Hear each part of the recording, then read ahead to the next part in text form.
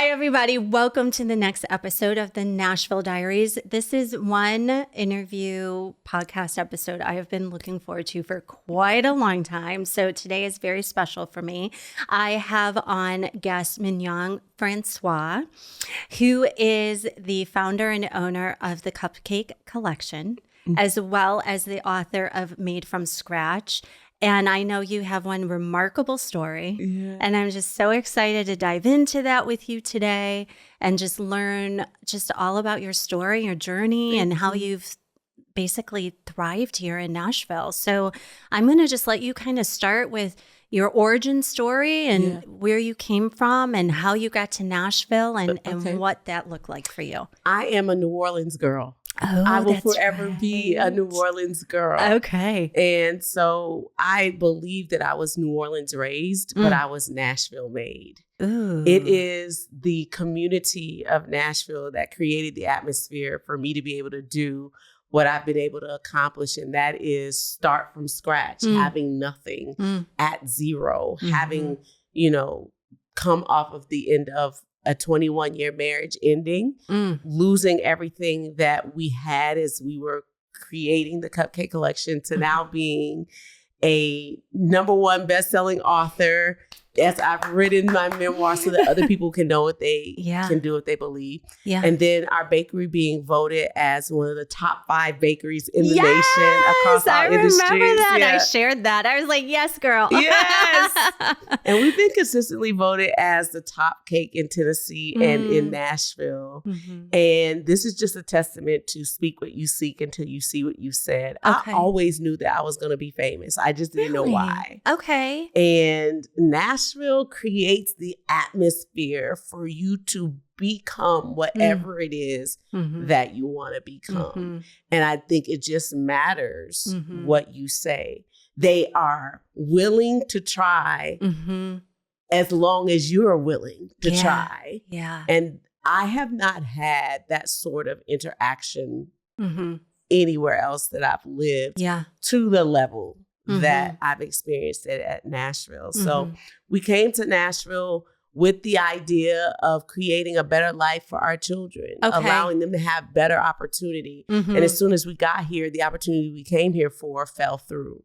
And so now we're trying to make ends meet in the midst of an economic downturn. It's 2008 and, I don't know that we could call it a depression per se, but it was definitely the bubble, the housing bubble kind of was busted. And we were in the industry of flipping and renovating houses. Oh, goodness.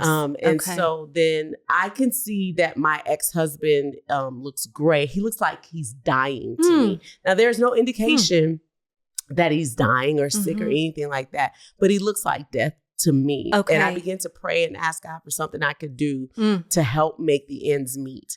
What I know now that I didn't know then is that he was dying to me. I was a stay-at-home mom, and like I like to say, a household manager. And it was like, what am I going to do now that you want a divorce after 21 years? To make my life has been taking care of our family and your children. This has been my life. So what do I have? And so in the book, I talk about the fact that behind the scenes, it was, let's get your bakery open so that you can care for yourself. Okay. Greater than anything has been the man that God has been to me. Yeah. In that he's been a better man to me than any man has ever been. Girl. We could talk about that all day.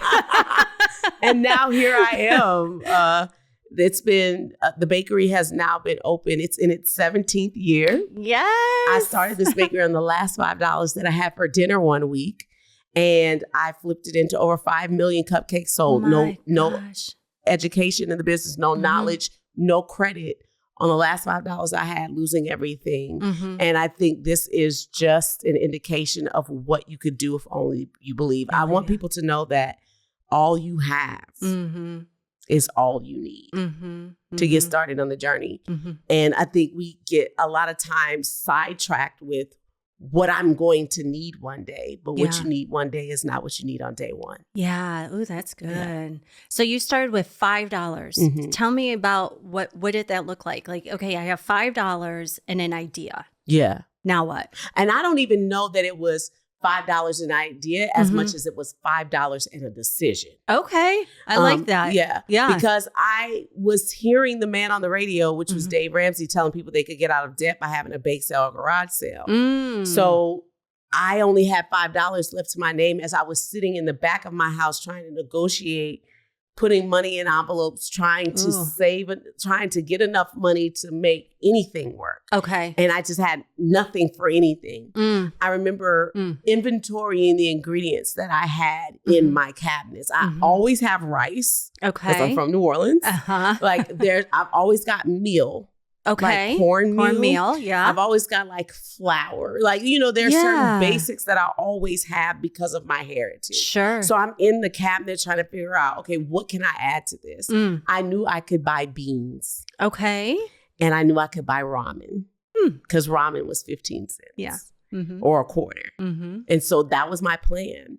When my neighbor knocks on the door and asks me to make cupcakes for all of her clients. It was going to be 600 cupcakes. The problem with this is I don't have electricity when she knocks on the door.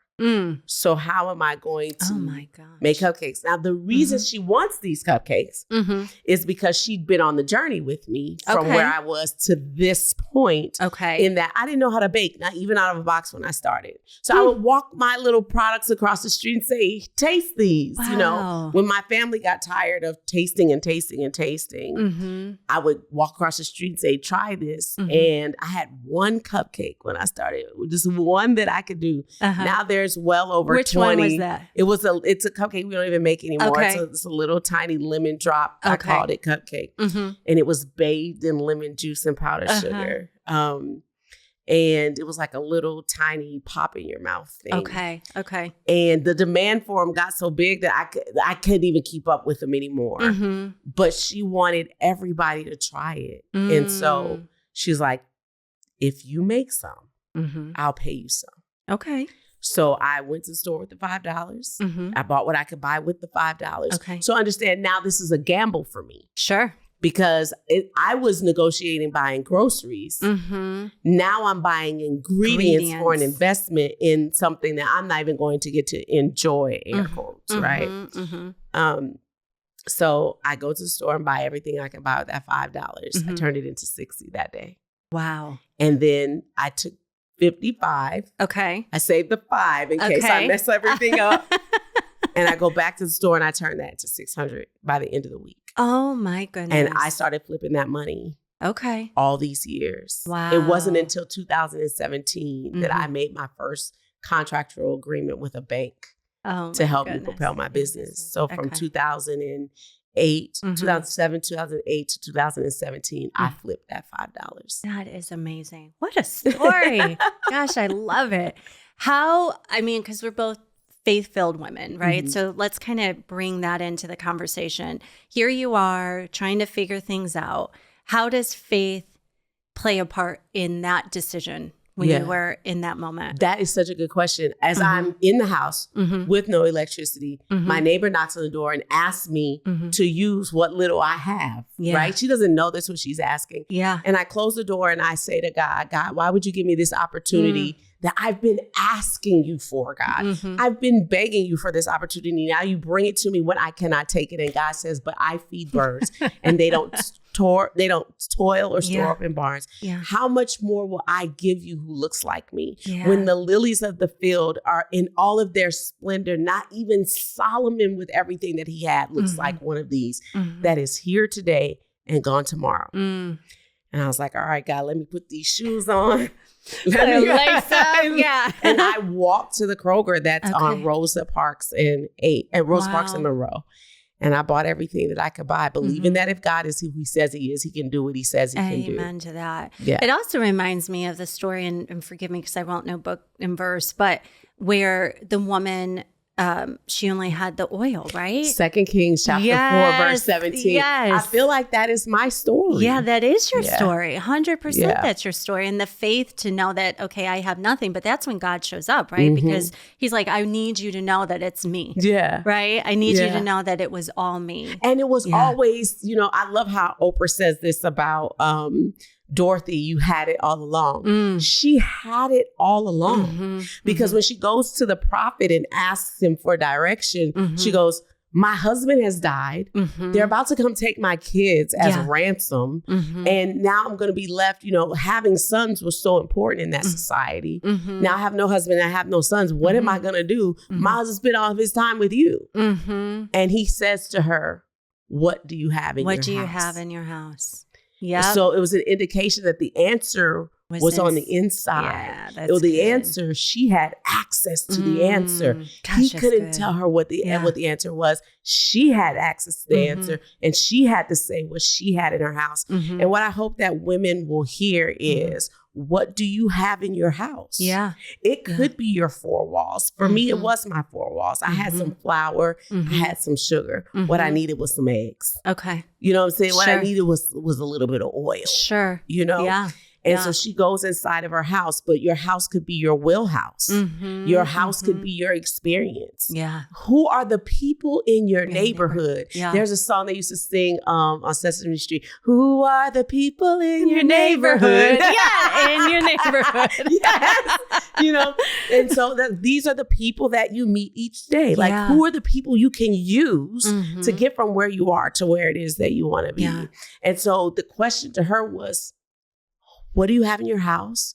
Or who are the people in your neighborhood? Joni was a person in my neighborhood who was able to say, give me a little bit of what you have in your house and let's go explode it into something that the world is going to love. I love it. I absolutely love it. It's amazing. Your story is amazing. I love it. It's a real life testimonial of like what we read in the Bible, right? Like, right? It's a real life testimonial. So that's amazing. What I love about the characters in the Bible is they are not characters in the Bible. Exactly. They literally are people that lived and walked the earth who had experiences just like us. The only difference is that we get to look at their lived experience and let it inform our future. Yeah. They didn't have that experience to look back and say, I've seen God do it, right? Yeah. But God used their lives so that we could know what he was willing to do for us, which is an indication that he is not a respecter of persons. If you see me having it, being it, do it. Yeah. It's your indication that you can have it, be it, do it. Too. When we came in, I was just admiring how beautiful you were and what you were wearing. And I was like, I love this sweater.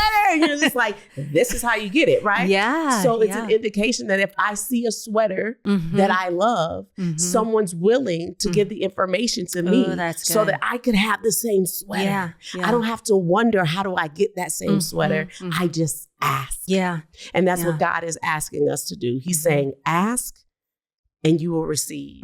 Seek and you will find. Knock and the door will be open unto you. But I think a lot of times we want to ask and then just go sit down in the corner somewhere and wait. Yeah. We want to ask and hope that somebody calls us on the phone. We want to ask and just think, that's the one thing we have to do. But this Bible verse is telling us to ask and keep on asking. Yeah, that's so and good. To seek and keep on seeking. Yeah. And to knock and keep on knocking until the door becomes open unto you. The idea becomes fully aware until you know what it is that I want you to do. It's ask, seek, knock, repeat. Yeah, that's good. I love the word until, right? Until. That's the continuation. Until. Not well, I did today. No, until, right? Yes. That's the action. Yes. I always love when I say, when you pray for rain, you better walk out with an umbrella. It's like believe. You have to actually believe in what you're praying for. So I love that. So I was going to ask you, and I got tied up in our conversation. I kind of forgot where I wanted to go because I'm so enjoying it so much. So what are you most excited about next with the Cupcake Collection? Oh, I'm excited for what my children are doing with it now. Okay. They have taken over the reins. Okay. And they are leading the Cupcake Collection into things that scared the living daylights out of me. Really? Yes, because they're moving, they're expanding. So we now have 4 opportunities for people to enjoy the Cupcake Collection. Yeah. They can enjoy it in Germantown, and they can get it in on Nolensville Road in Lenox Village. They can get it in Hendersonville on Main Street, and they can get it at our mobile store, which we reintroduced back into the community. I believe it was 3 years ago now. Okay. At the return of our COO, who was my son Dylan, when he came back home to run the family business. And then he's showing out because everybody else is like, we like Dylan better than you. So I am enjoying speaking and telling other people about what they could do if they believe. When I started this journey, I told God, give me something that I can do to make ends meet. God answered me in the Cupcake Collection. There was work that was required for me to do. I obeyed him, and then here I am. Now I'm saying, God, if you would make me successful, is what I said. I will tell anybody who would listen about what they could do if only they believed. So I'm just spending my time keeping my promise to God, telling others what they could do if only they believe. Yeah, and even just writing this book allows me to collide with people at 3:17 in their morning. Yeah. Because that was the time that God was waking me up. Okay. And I know when God is trying to speak, if I'm getting up in the 3 o'clock hour, 3 or 4 o'clock hour. But he was waking me up like clockwork at 3:17 to invite me into a story. Oh, okay. And so this whole story of the Cupcake Collection all boils down to one question. And that is, what do you have faith to believe God for? Oh. Like, what capacity do you have the faith to believe God for? Oh, that is so good. I love that question. I really do, because it's not just what do you believe for. What is the capacity of your faith to believe for it? Yeah. Oh, that's good. Yeah. That's really powerful. Because faith is a muscle. Yeah. Like we each start with a measure of it. None of us starts at zero. We each start at a measure of it. So it's like, how do I build that faith muscle? How do I exercise my faith? Because faith, there's more than one kind of faith. I believe now faith is the kind of faith that moves even when I don't have any indication that's going to work. Now faith is the kind of faith I activated on $5 saying, Lord, if she don't pay me, we're not eating, God. Right. But there's faith that sticks the key in the ignition to your car, knowing that it's going to start because you've seen it start before. Sure. You know, you put gas in it. You have all of the little things that say it should work because I followed all of the instructions, right? But then there's the now faith that moves when there are no presets in place. There's the now faith that moves when you don't know what it's going to look like in the end. And now faith is, the Bible says, the substance of things hoped for. Yeah. And the key about that is now faith is. It's not now faith was, now faith will be, now faith is will. It's now faith is. The circumstances on both sides of faith is always right now. Yeah. It's always in the present.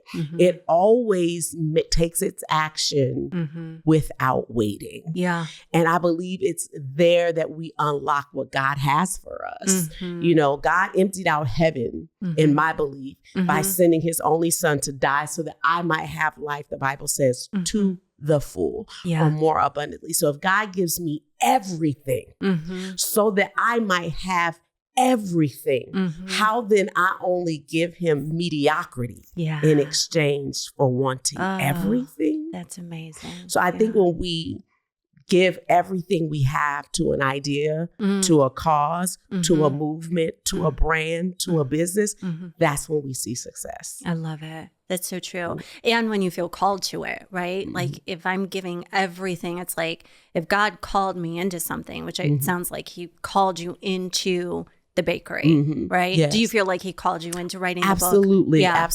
Yeah. Because he was waking me up and saying, this is what I want you to know.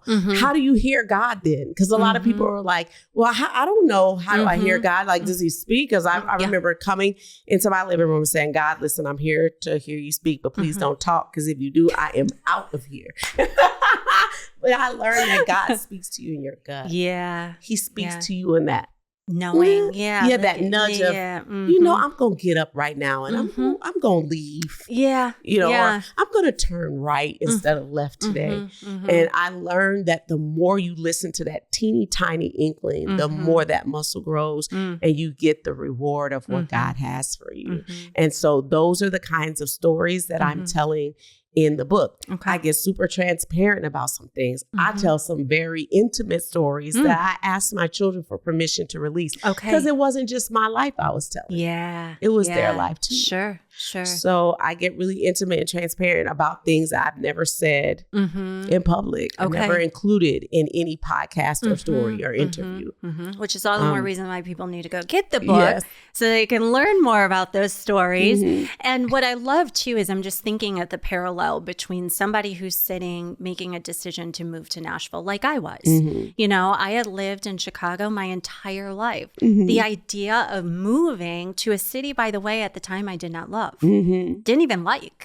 And so that is that little small, like, okay, faith is right now. I have nothing to go off of except for peace. Yeah. That's what led me. And I was like, okay, God, I feel completely at peace that you're here, that you're a part of this decision. And that decision also incorporated moving to get married. And so I knew that alone was a God story. And so I was like, okay, God, I'm going to leap. I'm going to take the leap here.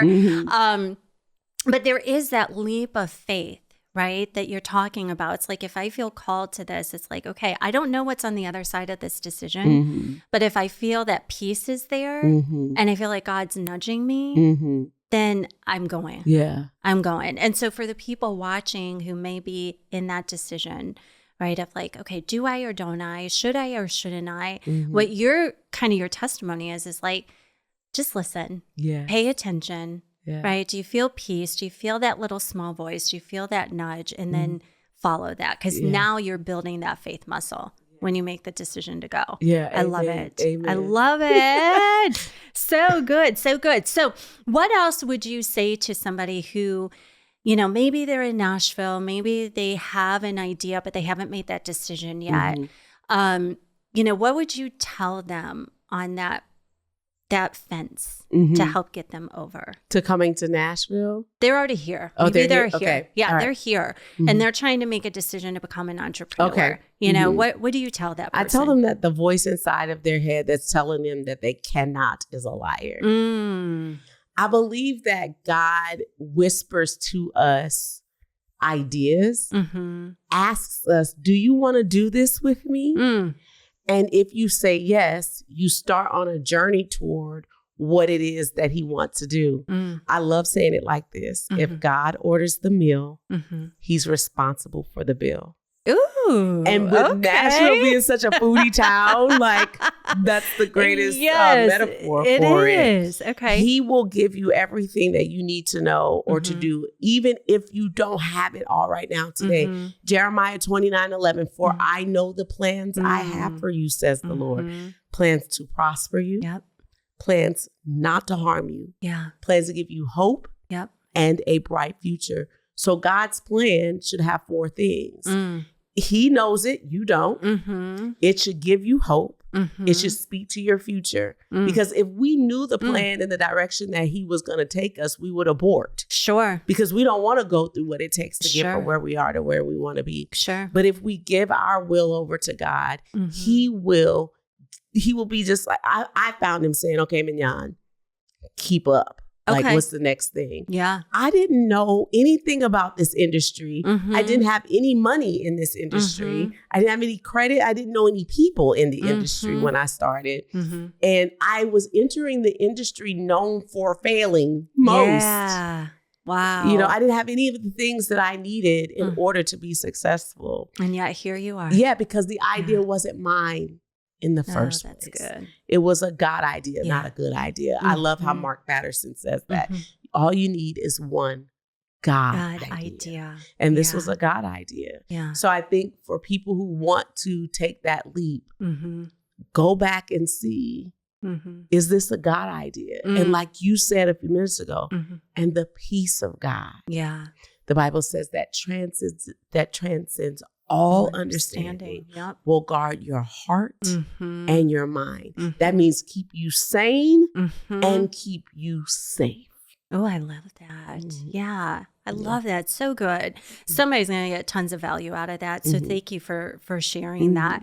So now I'm going to get into you mentioned foodie and everybody who comes on here, because I'm a foodie. So I love to talk about food.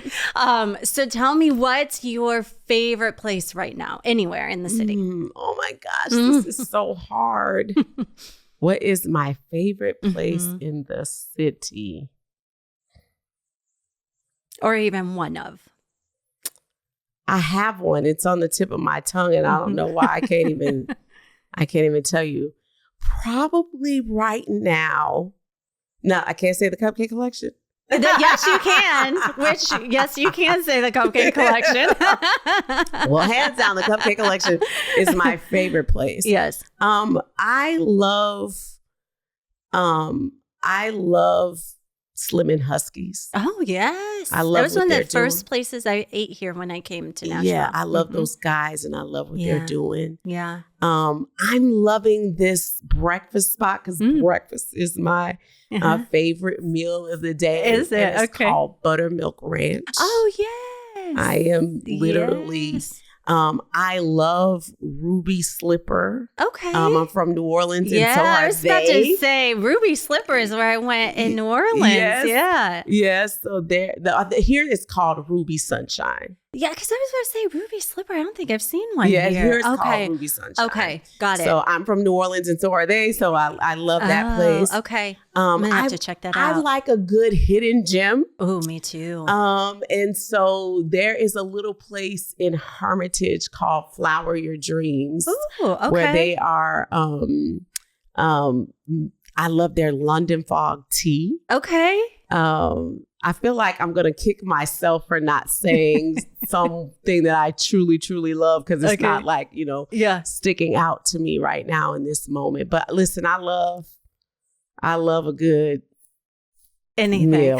Me yes. too. I love donuts are my favorite thing. Are they? Okay. Oh my gosh. I feel like I've got the best cake in the world on lock. Yeah. So I am on the quest to find the best donut. So I love eating donuts around Nashville. I love the 100-layer donuts at Five Daughters. The maple with the cream filling on the inside. But my favorite donut shop is a little donut shop called Donut Palace in Hermitage. Oh yeah, I think we have one in Henderson. That sounds familiar. Yeah, there's several. Yeah. And so I love. You'll have to come to Hendersonville and try Shipley's. Okay, I will do it.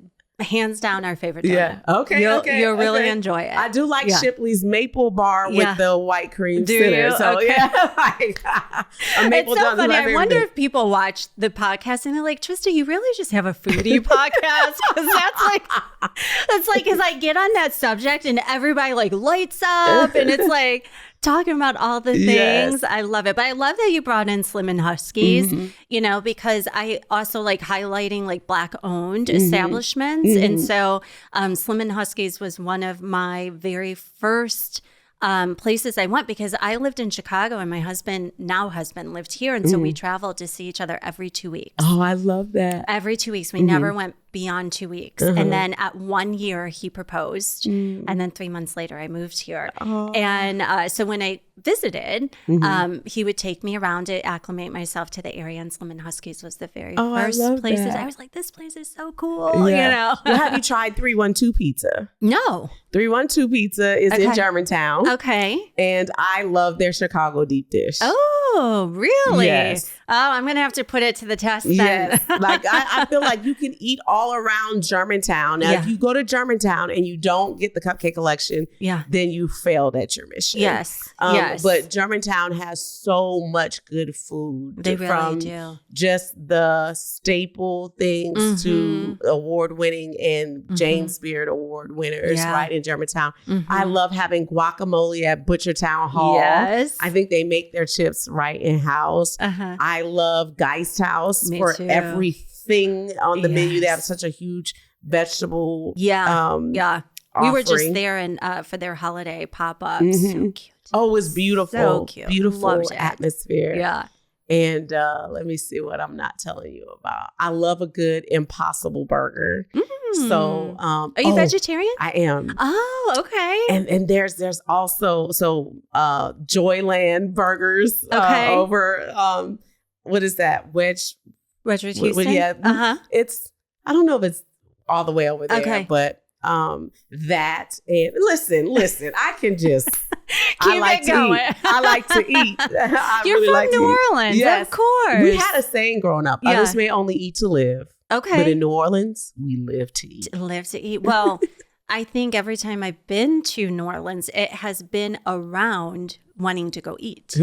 Like that was the purpose. Exactly. It was like, oh, we want to go somewhere. We were like, oh, let's go to New Orleans and go eat. And then it was just book the trip. I think we drove once, flew once.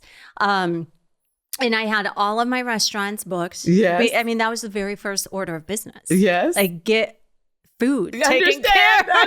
You understood the assignment. Yes. Like that is what we're going to do. Yes. Literally get off the plane and start eating in the airport. Yes. Like it's a situation. Yeah. I love it. Yeah. Well, let me tell you about one other. Yeah. Besides in Germantown at the Germantown Cafe or eating at Monell's, because those are just Nashville staples. Yeah. Super Rica is like a Tex-Mex place. Is that in the Gulch? Yes. Yeah. If there's a such thing as a former life, I'm probably Hispanic in my former life. I love it. But they have a pancake. Okay. That is to literally lay out on the floor and die for. Okay. It's different than, I feel like they maybe use the same batter that they are making their tortillas with to make the pancakes. Interesting. Oh my gosh. Really? Okay. But then there's a foodie on Instagram, I think it's called Nashville Hidden Gems. Okay. He will tell you all about the things that you should try. Awesome. Well, and then grab you some peanut butter pie at the Finch. Okay. Which is over Broadway. Look, I'm just telling my husband, I'm like, we have a bunch of places we need to try this weekend. I love it. Oh, you know what I did want to ask you? One more thing, just to kind of circle back around on faith, is what church do you go to? So I am a church hopper. Okay. I go to True Word Christian Center, which is out in Old Hickory, technically. Okay. All right. But I am a member of Riverside Chapel, which is over in North Nashville. Okay. So on Wednesday, I'm at one church. On Saturday, I'm at another church. Okay. And then I serve at a church called APOC Ministries, which is out of Detroit. Out of Lansing, Michigan. Okay. And so I serve at their Forward, which is a pop-up church that happens in Atlanta once a week. And that's called A Place of Change Ministry. So, honey, I love it. If Jesus can be there, I'm coming. I love it. That was a big thing for me too. You know, coming from Illinois, I had a church home. And so a lot of times people wonder, well, you know, gosh, am I going to be able to find a church home when I move? And my husband was going to Mount Zion. And that's actually the very first place I found out about the Cupcake Collection. Really? Yes. Oh my gosh, because I love all the members and the bishop has just been really very supportive and the whole team has been supportive of us over the years. So I'm grateful for that. I think it was, I don't know what was going on, if it was like a birthday celebration or some celebration going on that weekend. And the Cupcake Collection had a table. Okay, so that was probably our anniversary. Was it the anniversary? One of the things that we wanted to do was say thank you back to all the people who had supported us. Love it. So we came while everybody was in church. We filled the foyer with cupcakes. Yes, is that the one you're that's talking the one. about? Yeah. And so I think I had the sweet potato cupcake that day. Yes. So, I love this memory. Thank you. Which we do get to celebrate the bishop's birthday every year. They'll buy out the food truck and bring cupcakes to the midday service that happens on Wednesdays. And then we've had other like things over the years, but they have always been so supportive of us. So one of the ways we wanted to say thank you was we went back into our, Black Book and said, who are the people that have been in our neighborhood? Yeah, love it. And so we went and we took over the foyer. And then when church got out, we were like, wow! Yes. We have cupcakes here. Oh, I know. I was so excited. And my husband is like, oh my gosh, because I'm a sugar fanatic. Yes, me too. I call myself a recovering sugar addict because it's bad. It's really bad. And I walked out and like my eyes just lit up. I'm like, cupcakes. And my husband's like, oh my gosh, like the monster has been awakened. I'm like, oh, I gotta get one. Yes. People were taking a few. I know, I did too. I mean, we had, I don't remember how many thousands of cupcakes we brought that day. Wow. But there was a cupcake for everybody. That is amazing. At least one. At least Your one. story is so remarkable. It really is. Thank you for spending this time with me. Man, you are such a joy. Not only beautiful to look at, but your spirit is beautiful. So thank you so much for just helping me keep my promise to God and allowing me this opportunity. Oh, such a blessing. Thank you so much. And so tell people where they go I know with the locations, but can people order Cupcake Collection? The Cupcake Collection is available 24 hours a day on the cupcakecollection.com. Okay. My favorite place to hang out is Mignon.Francois on Instagram. Perfect. And then they can ship cupcakes nationwide through our partnership with FedEx by simply going onto the website at thecupcakecollection.com. Love it. And then they get your book on Amazon? Yep. Okay. And so that, or just, you know, if they have it already and they just take the time to make a review about it, it propels the book very far. Wonderful. So go make a review. Yes. Get it on Amazon or wherever books are sold online. Wonderful. Thank you so much. Thanks for having me. Thank you, everybody. And we'll look forward to seeing you on the next episode of the Nashville Diaries. Thanks for listening to the Nashville Diaries. If you're looking to move to the Nashville area and feeling overwhelmed, grab my free guide to Nashville's top luxury suburbs and neighborhoods. It's your shortcut to finding the perfect place to thrive. You can download it now at www.movetonashvillewithtrista.com. See you next time.